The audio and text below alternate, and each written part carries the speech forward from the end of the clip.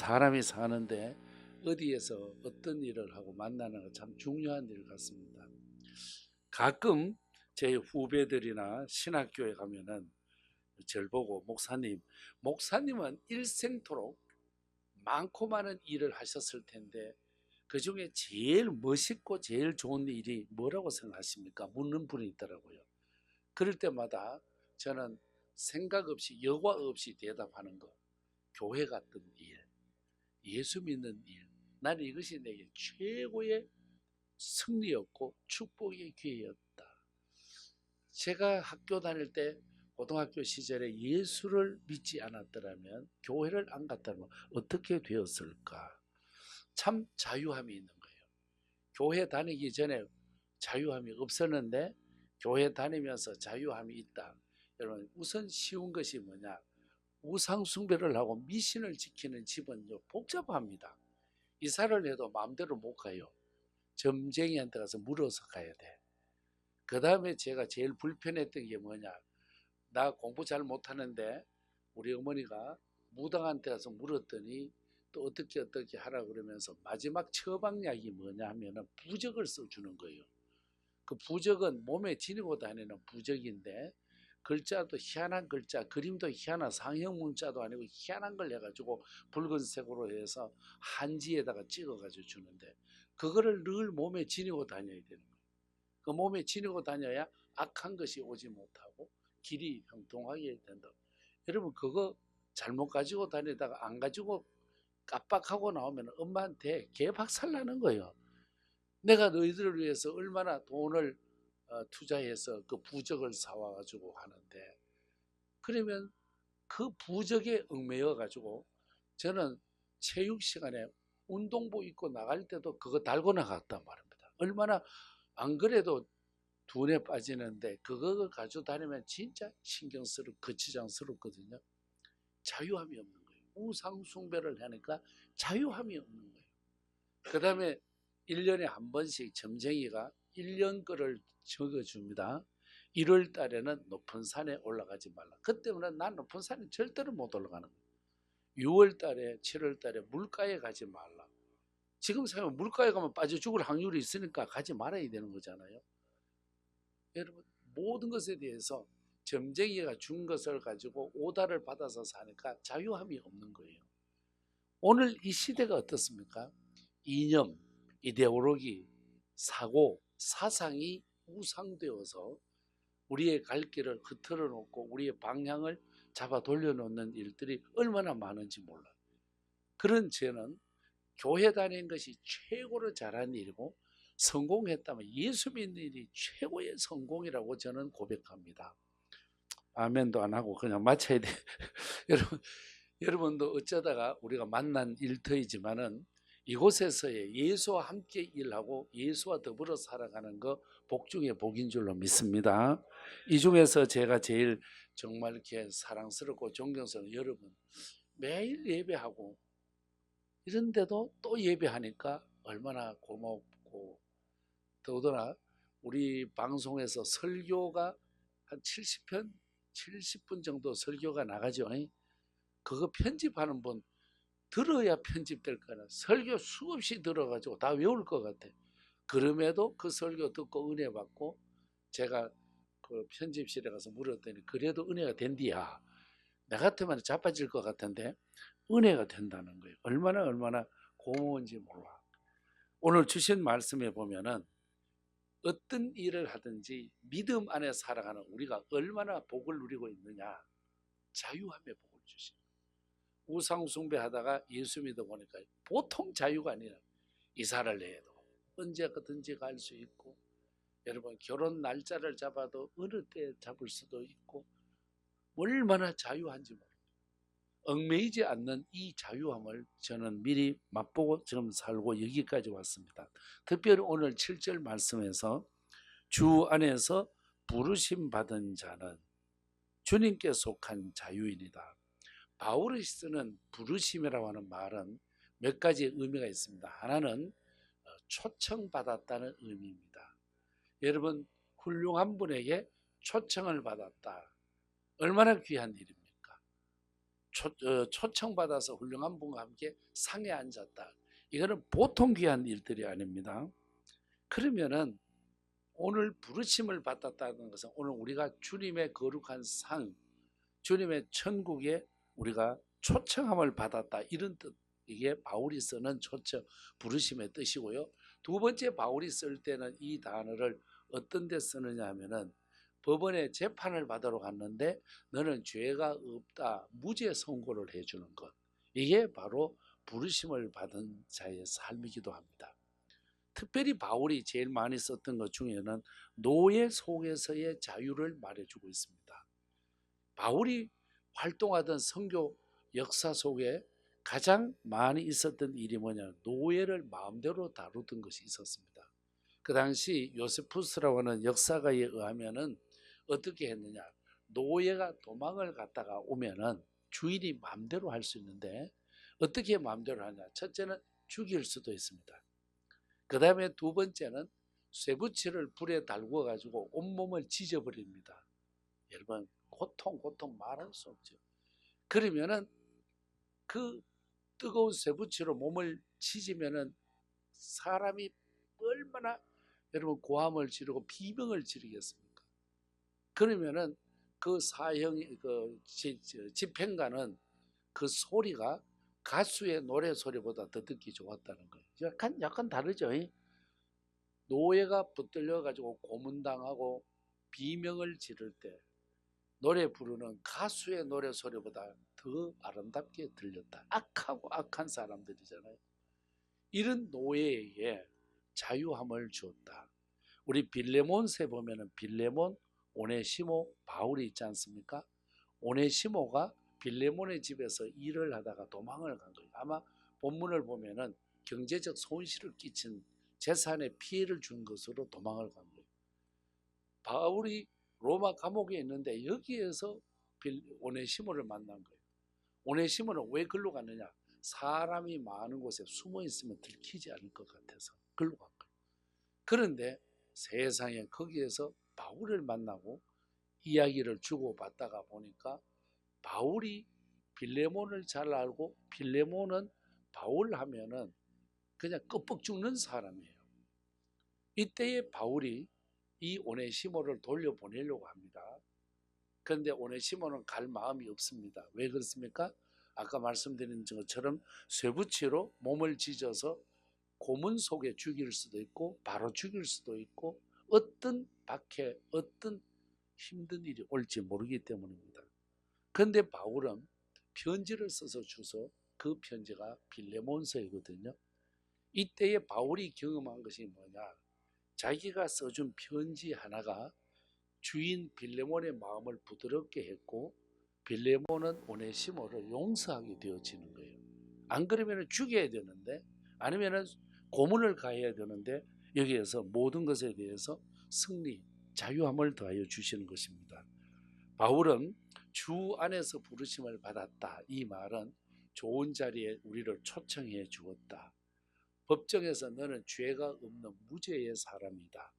그 다음에는 이제 노예에게 자유함을 주노라 하는 이 세 가지 의미를 가지고 있습니다.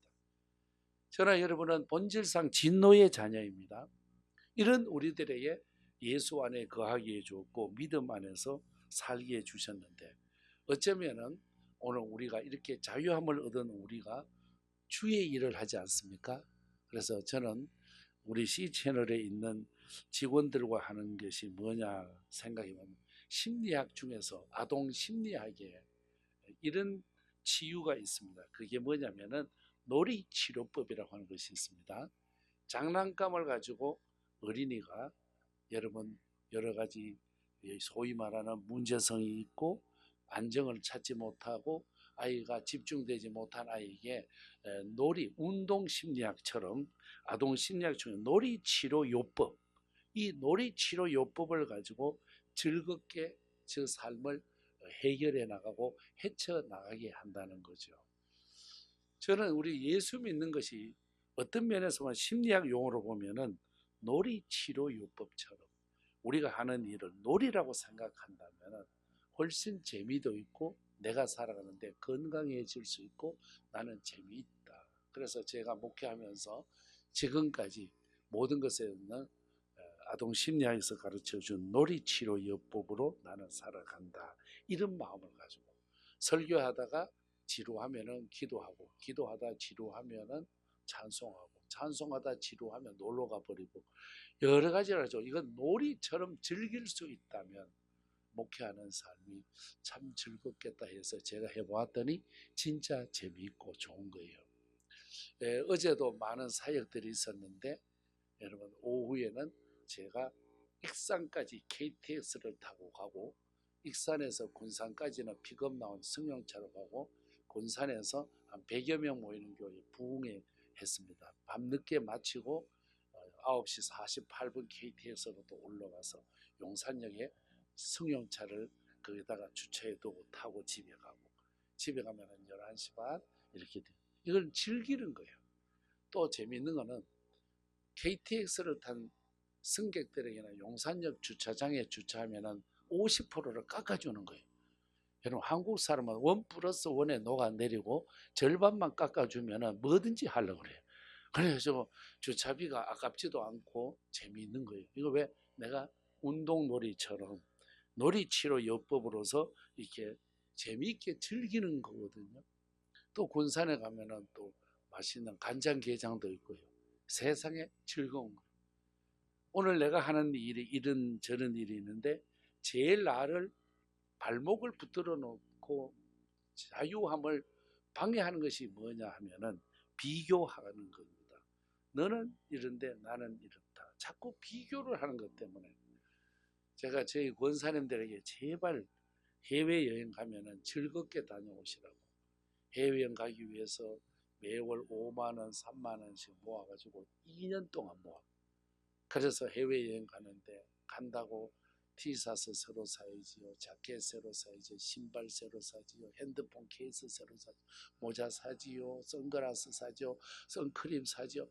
별거를 준비를 다 해가지고 가. 그런데 문제가 뭐냐? 하룻밤 관광지에 가서 하룻밤 자고 나서 행복이 깨어지는, 갈 때까지는 부풀고 온 세상 다 거머쥔 것 같고 즐겁게 해외여행 가는데 하룻밤 자고 나서 아침 식사 때에 행복이 깨어지는 거예요. 왜? 너는 어느 여행사에서 왔느냐? 너는 어느 여행사에서 왔느냐? 그래서 우리 여행사는 여기다. 그럼 너는 얼마에 왔느냐? 우리는 150만 원에 왔다. 그쪽에서 145만 원 왔다. 거기서부터 깨지는 거. 5만 원에 이제 행복이 깨지는 거예요. 똑같은 상품, 똑같은 코스, 똑같은 호텔 다니면서 우리는 5만 원 더 준 것 때문에 괜히 그 묻지 않았으면 될 걸 물어가지고 5만 원 더 싸게 온 여행사를 따라왔던 그 관광객이 부러워서 못 사는 거예요. 그러다 보면은 3박 4일, 3박 5일짜리 행복한 여행이 다 구겨져 버리고, 제가 권사님들 보고 그랬거든요. 여행은 마음이 떨릴 때 가지 다리가 떨릴 때 가는 게 아니니까 무조건 많이 가라고 그래요. 문제는 이 자유함을 누려야 되는데 비교하는 것 때문에 이 자유함이 깨어지고 뭉그러지는 그런 경우를 많이 봅니다. 로마서 5장 8절에 보면은 우리가 아직 죄인 되었을 때 그리스도께서 우리를 위하여 죽으셨고 그 죽으심으로 하나님의 사랑을 확증해 주셨다. 이 믿음에 대한 확실성, 예수 그리스도에 대한 확실성, 주님께 잡힌 바 된 나, 이런 우리에게 갈라디아서에도 보면은 5장 1절에서 이제는 자유함이 되었으니까 너무 종의 멍에를 메고 그 멍에 속에서 힘들어하지 말거라는 말씀을 주십니다. 우리 C채널이 자유함의 일터가 되기를 저는 기대하고 기도하고 있습니다. 또 아이들, 어린이들에게 놀이치료 요법이 있어서 그걸 통해서 더 건강한 지식과 인격의 아이로 자라가듯이 이 자리가 우리의 놀이터가 되었으면 정말 즐겁게 놀면서 일을 했으면 좋겠다. 여러분 보수는 조금 적지만은 또 재미있게 누리다 보면은 재미에서 보수를 더블로 받을 수 있거든요. 그렇다면은 여러분 내가 가는 내 인생의 길 얼마나 소중한 일이겠습니까? 이 소중한 내 인생의 길 속에서 근심, 괴로움 이것이 참 많은데 괴테는 말했습니다. 우리를 가장 괴롭히는 것이 뭐냐? 괴테는 나를 가장 괴롭히는 것은 비교 근심이라는 말을 남깁니다. 괜히 비교해가지고 저 사람은 얼마고 저 사람은 어떻고, 여기에 대해서 비교 때문에 내가 상처받을 때가 참 많습니다. 저도 경험해 보았거든요. 제가 나온 중학교, 제가 나온 고등학교에 형도 나왔어요. 우리 형님은 1등을 빼앗기 본 적이 없어. 나는 그때부터 목사가 되려고 하나님께서 훈련을 시켰나 봐. 1등은 항상 양보를 하고 남들 하게 해주고, 그러다 보니까 제일 잘할 때 70명 한 반에 7등을 했다. 얼마나 잘한 일인지 몰라요. 그런데 우리 선생님은 들어오시면은 나를 계속 구박하는 거예요. 너 형은 잘하는데 너는 뭐야? 자꾸 형님하고 비교하는 거예요. 그래서 제가 선생님, 같은 회사 제품도 정품도 있고 불량품도 있는데 자꾸만 그렇게만 하지 마십시오. 그래서 열나서 한 번은 반항하니라고 시험을 일부러 못 쳐준 때가 있었어요. 일부러 안 쳐버렸어요. 백지내버리고 이랬는데 나중에 여러분 그 고난의 대가는 커요. 나중에 힘들어요. 어려워. 그런데 오늘 우리가 살아가면서 내가 지금 돌아보니 괜히 형님하고 비교를, 형님은 형님이고 나는 나의 애들이죠. 고구마는 고구마의 맛이 있고 감자는 감자 맛이 있고 가지는 가지 맛이 있고 오이는 오이 맛이 있는데 우리는 모두가 똑같아야 된다고 생각하다 보니까 자유함을 잃어버리는 거예요. 누구는 일을 여러분 이만큼 몇 기가 능력에 해결해내고 어떤 사람은 아직도 기가바이트도 못하고 조금밖에 못하고 이렇게 생각하면 안 되는 거예요. 나름대로 이 세상에 가장 소중한 사람은 나다. 하나님이 나를 구해 주시고 나에게 자유를 주셨는데 진정한 그리스도의 이 죄에서 자유함을 얻은 내가 삶도 재미있게 자유함을 누리면서 C채널이 은혜를 즐기고 우리의 희망을 즐기며 놀이 공간처럼 놀이치료 요법처럼 재미있어서 그리스도인의 진정한 자유함이 우리 모두에게 함께해 주셔서 여러분의 얼굴이 밝아지고 화장하지 않아도 얼굴이 훤하게 밝아지고 여러분 내꾸다이 안 메어도 훤하게 좋아지고 이런 우리 C채널 되기를 저는 기대합니다. 오늘의 한 날도 우리 모두가 또 희망이 있고 재미가 있지 않겠습니까?